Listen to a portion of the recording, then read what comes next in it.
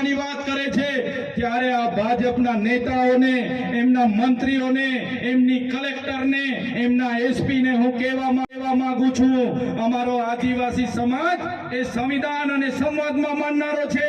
જે દિવસે અમારા સમાજને તમે આ પ્રકારની જમીનો છીનવવાની વાત કરશો, હાઇડ્રોજન પ્રોજેક્ટના નામે જમીનો લેવાની વાત કરશો, તે દિવસે અમારા તીરકામઠા, પાલિયા અને ભાલા લઈને અમે રોડ પર ઉતરીશું.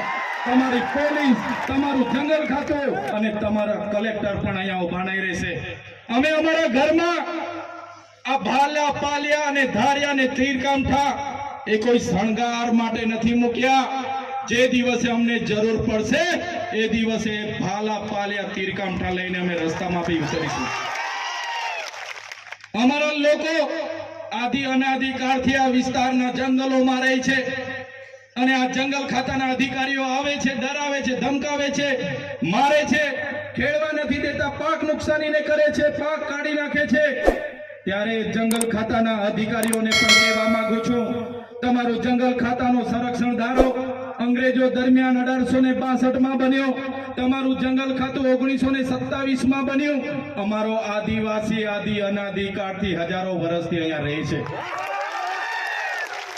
તમારી સરકાર પણ નહોતી, તમારું જંગલ ખાતું પણ નહોતું, તમારું પોલીસ ખાતું પણ નહોતું. એના પહેલા આદિવાસી અને જંગલ અહીંયા હતા.